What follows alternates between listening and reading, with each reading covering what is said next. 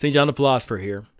Of the three big topics I talk about on this channel, religion, culture, and politics, politics seems to be the one where people finally recognize the fight. I guess since religion is so often seen as exclusively personal and culture can be regarded as a matter of individual tastes, most don't view them as areas of concern in regards to the wider cultural war. But since politics touch everyone through the long arm of the law, we tend to better understand the conflicts, and when we're feeling froggy, we jump right in. Having watched this pitched battle play out for a couple of decades now, I can safely say that we more often than not do it completely wrong.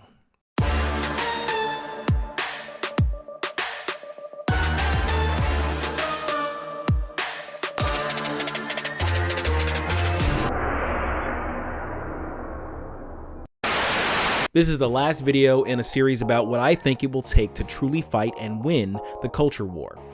For the previous video or a link to the entire playlist, check down in the description below. And while you're there, go ahead and hit a few of those buttons. Subscribe, hit the bell for notifications, or share a video or playlist in social media. It's free to you, but it helps out the channel a lot. I grew up watching kung fu movies and punch-em-up 80s action flicks on a little TV set with wood paneling and rabbit ears. And as I got older and learned more and more about the various martial arts from around the world, even studying some myself, I came to love and appreciate them all. In recent years, with the rise of mixed martial arts as a legitimate combat sport, I've pretty much been in fisticuffs heaven. Now, one of my guilty pleasures of late is watching videos on YouTube of so-called kung fu masters getting absolutely decimated by mixed martial artists. And as I was researching this video script, I could think of no better an analogy for how conservatives approach modern politics. Let me explain. Kung Fu, along with many other well-known martial arts forms like karate, taekwondo, and judo, have long storied histories, traditions upon tradition, and an often deep connection to a wider philosophical underpinning. The way most people learn these fighting styles, however, makes them almost completely useless in a real fight. Mixed martial arts, however, which does borrow from some of the traditional styles, is made for combat. All of the stylized kicks and stances in the world won't save you from getting taken to the ground and beaten into submission. In the same way, conservative politics is a stylized form of rhetorical combat, steeped in tradition and built largely for demonstration, or at most, highly regulated competition. And that's why our competitors, particularly on the national stage, seem to be paper tigers that get pummeled inside the cage. Because not only has our competition been training in MMA, but they're not exactly apt to play by the rules, and the refs really want them to win. Conservative Kung Fu is all about facts, figures, and charts, exploring public policy through a solidly defined political philosophy, academic to a fault. Political MMA, on the other hand, uses entertainment and storytelling to craft favorable narratives for your allies and paint your opponents into a corner. It makes appeals to emotion, putting a human face to policy preferences, and presenting opposition as a moral failing. It engages people on the ground and weaponizes altruism. Now, from the conservative perspective, it may seem like dirty pool, like it would require a compromise of the tried and true principles passed down from ages past. But it's not, or at least it doesn't have to be. If we were boxing, a double leg takedown would be extremely illegal. But we're not boxing. The pugilistic political game hasn't been boxing for a long time. So first, conservatives in general and our politicians in particular need to become a lot more fearless in our rhetoric. After the failures of the religious right's somewhat eye-rolling movement in the 80s and early 90s, conservative politicians have been reluctant to discuss governing philosophies and policy positions in moral terms. In the meantime, leftist politicians talk about being on the right side of history or even invoking Jesus when they want to try and score some phony gotcha point. But regardless of whatever theoretically good intentions lefties may have, we know that their policies come from an evil ideology and produce real harm on real people, and we need to say it in every way possible. Repeat after me. Leftism is evil and it ruins everything it touches. Conservatives also need to learn how to fight the left on their own turf.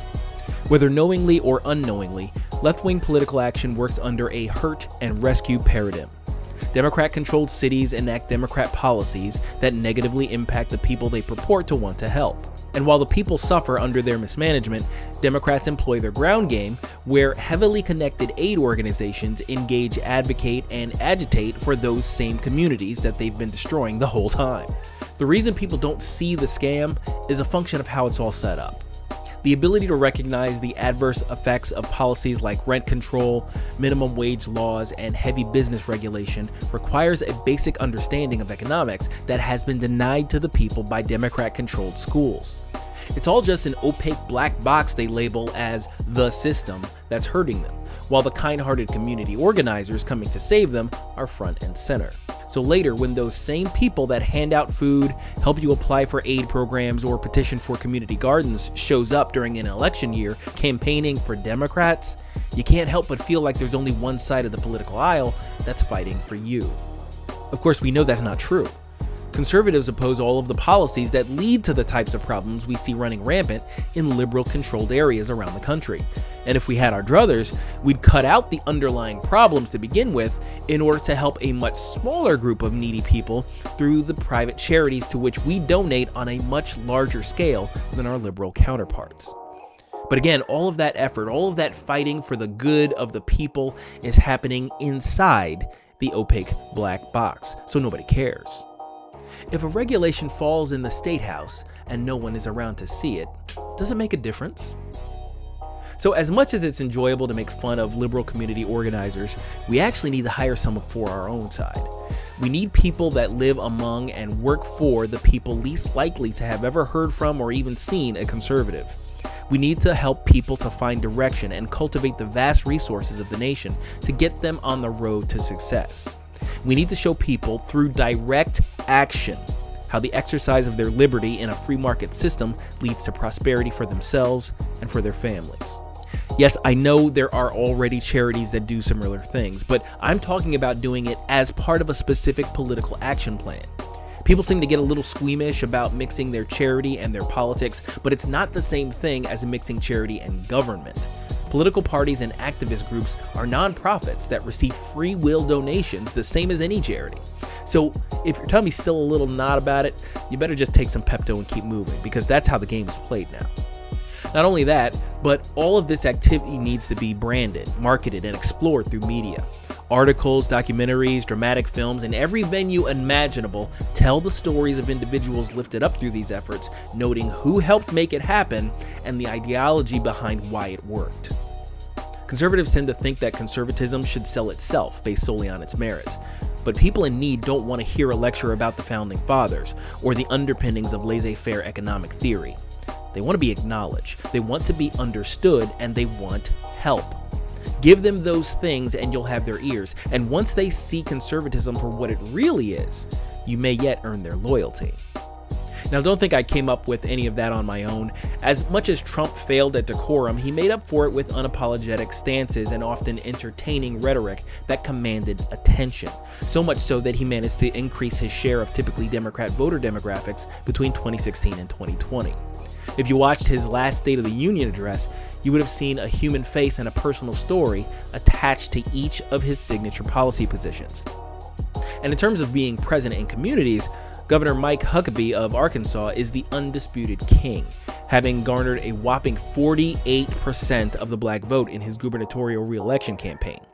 You can hear him talk about it in the interview I have linked in the description below. The other thing conservatives need to do is fully engage in the political process itself. That means more than turning out for presidential elections and posting salty memes directed at liberals to your Twitter feed. Every state representative, mayor, school board member, or what have you, elected into office is important. They not only shape your immediate social economic environment, but they're sometimes the farm league for candidates at higher levels, or the guiding hand of party recruitment. We like to complain about the kinds of candidates we see the few times we do bother to vote, but where do you think they come from? Further, we can't just elect these people into office and then leave them be. You wouldn't hire a new employee and just leave them to their own devices for years on end. You'd get feedback. Our local officials especially aren't exactly unreachable. A respectful phone call or email or the heavily weighted old school letter can go a long way towards letting officials know what you want from them as their constituent. If you go to myreps.datamade.us and enter your address, it'll give you all the info you need to make your presence felt with your specific set of government officials. Add it to your favorites and use it often. It'll be down in the description below. And with that, we've reached the end of this series. We've hit each of the three major areas, religion, culture, and politics, and discussed what you need to do about each to affect the direction of the country. So now it's time to act, and to do so with urgency. We're not talking about trying to stave off some threat over the horizon a decade or two in the future. We're talking about fighting an enemy that has been inside the gates for over a century. They're deeply entrenched, they've grown extremely powerful, and they're poised for a takeover.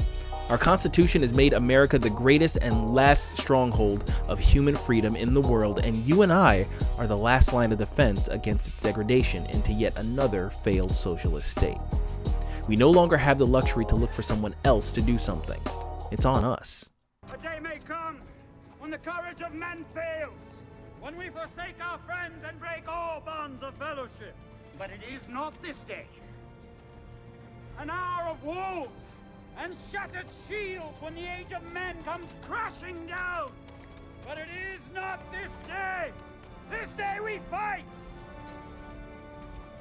By all that you hold dear on this good earth, I bid you stand, men of the West!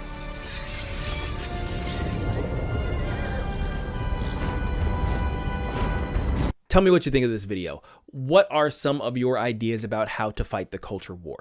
Discuss in the comments. In the meantime, be sure to like, subscribe, and share for more videos on religion, culture, and politics. That's all for today. Goodbye, God bless, and we'll see you in another video.